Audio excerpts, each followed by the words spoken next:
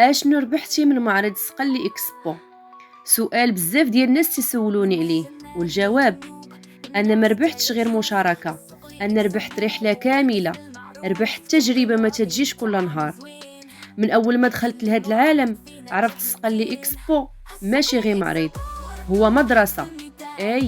مدرسه في التعامل، في الاحترافيه وفي الانضباط، وفي كل خطوه تعلمت فيها حاجه جديده. مع الوقت حسيت براسي تنطور، تنكبر، تنتعلم في المجال. ربحت تجربة دامت أكثر من 2 متواصلة، عامرة بالنجاحات، بالناس الطيبة، بالمواقف اللي تتبقى محفورة في الذاكرة. زرت 17 مدينة مغربية، 17 مدينة مغربية كيف ما تتشوفوا دابا التصاور.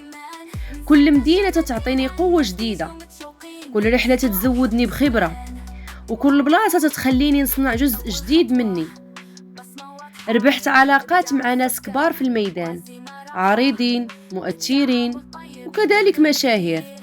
كل واحد فيهم خلى إضافة مهمة في المسار ديالي. زدت انتشار كبير في السوشيال ميديا بفضل من الله من طبيعة الحال أولا، وبفضل 58 مؤثر ومؤثرة. أيها سيدي أيها لالا، جاب لينا صقلي اكسبو اكثر من 58 مؤثر ومؤثرة اللي زينوا لينا وحضروا لينا في المعرض ديالو، شاركوا المحتوى ديالي مع المتابعين ديالهم، زادوا لي التفاعل، طلعوا لي عدد المتابعين بشكل ملحوظ من طبيعة الحال، وتيخليو الصفحة ديالي تتكبر يوم على يوم. التنوع ديالهم أعطاني قوة في الساحة الرقمية وفتح لي أبواب ما كنتش نتوقعها، وزد عليها حاجة زوينة بزاف. في أكثر من 10 المدن المغربية كان الافتتاح على بركة القرآن بمقرئين يتلون آيات الرحمن.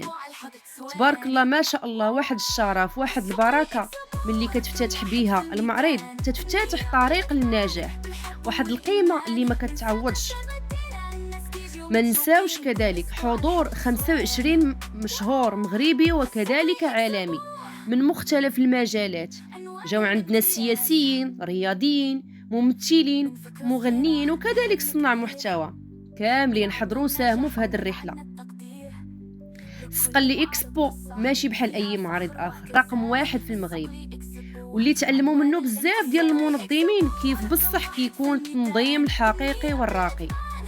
معرض صقلي اكسبو عنده شراكات قوية ماشي مع اي واحد، مع اسواق السلام، منارة مول، مؤسسة محمد السادس للأعمال الاجتماعية لرجال التعليم، أرمونيا، ومشاركة شركات عالمية تقريبا في جميع المعارض ديالو، اللي منهم فوريفر، دي اكس ان، وأوريفلام. من طبيعة الحال هادو شركات اللي عالمية ومعروفين.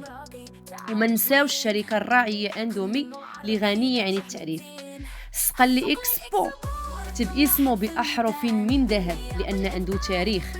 خلال أكثر من 2 وفي ظرف موسمين نظم أكثر من 60 معرض، معظمهم تبارك الله ما شاء الله ناجحين، ونجاحهم كان كبير وساطع. هذا الموسم هو الموسم الثالث، والحمد لله العارضين تحققوا استفادة كبيرة، من بينها الربح المادي، علاقات، شهرة، وتواصل مع المؤثرين والمشاهير، تترفع القيمة ديال كل واحد حاضر. زد على ذلك التعاون مع المنصة الرقمية أكادير أكتيف اللي كتواكب صقلي اكسبو. شكرا سي صقلي، شكرا صقلي اكسبو على التنظيم الراقي، على التعامل والاحترافية، وعلى كل مجهود. شكرا لكل مدينة، لكل زائر، لكل شريك، لكل مؤثر، ولكل ناجح مر من هذه الرحلة الرائعة. ودابا نرجع للسؤال الأول، اشنو ربحتي من معرض صقلي اكسبو؟ ربحت صقلي اكسبو لانه اكبر مكسب، ربحت معه قصه وتجربه وطريق غادي يبقى جزء من حياتي كامله. وانت اشنو ربحتي من معرض صقلي اكسبو؟